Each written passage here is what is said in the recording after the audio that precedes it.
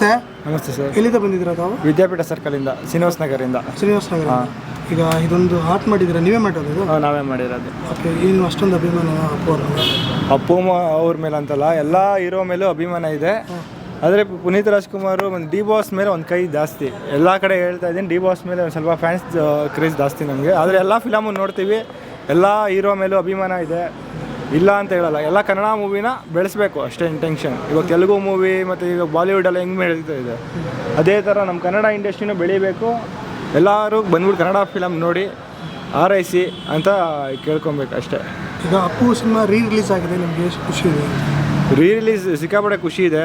ಅವರು film almost ಎಲ್ಲ ನೋಡ್ತೀನಿ. ಅಣ್ಣ ಬಾಂಡಿಂದ ಇವಾಗ ನಟ ಸಾರ್ವಭೌಮ ಎಲ್ಲ ನೋಡಿದ್ದೀನಿ. ಅದೇ ಥರ ಡಿ ಬಾಸ್ ಫಿಲಮು ಎಲ್ಲ ನೋಡ್ತಾ ಇರ್ತೀವಿ.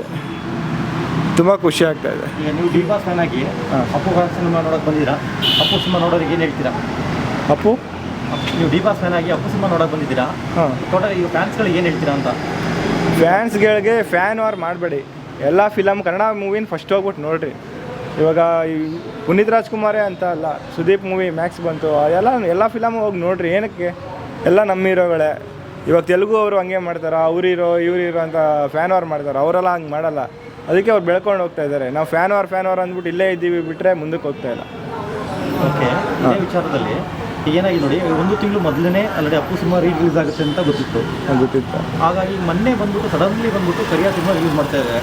ಫ್ಯಾನ್ಸ್ಗಳಿಗೆ ಗೊತ್ತಿಲ್ಲ, ಮತ್ತು ನಿಮ್ಮ ಇವಾಗ ಅವರು ಸ್ವಲ್ಪ ಈ ಥರ ಯಾರು ಮಾಡ್ತಿದ್ದಾರೆ ನಮಗೂ ಗೊತ್ತಿಲ್ಲ ಸರ್.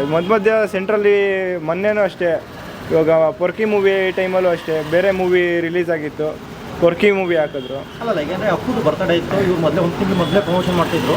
ಈ ಸಡನ್ಲಿ ತಂದ್ಬಿಟ್ಟು ಕರಿಯ ಸಿನಿಮಾನ ರಿಲೀಸ್ ಮಾಡ್ತಿದ್ದಾರೆ.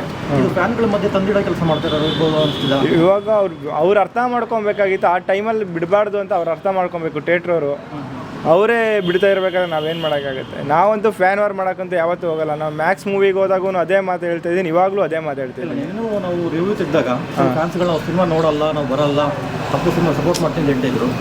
ಡಿ ಬಾಸ್ ಫ್ಯಾನ್ಸ್ ಆಲ್ಮೋಸ್ಟ್ ಎಲ್ಲರೂ ಅಪ್ಪು ಬಾಸ್ಗೆ ಸಪೋರ್ಟ್ ಮಾಡೇ ಮಾಡ್ತಾರೆ. ಏನಕ್ಕಂದರೆ ಅವ್ರು ಒಂಥರ ದೇವ್ರ ಥರ. ಇವಾಗ ಎಲ್ಲರಿಗೂ ಗೊತ್ತು ನಡೆದಾರೋ ದೇವರು ಅಂತ. ಆ ಟೈಮಲ್ಲೇ ಗೊತ್ತು.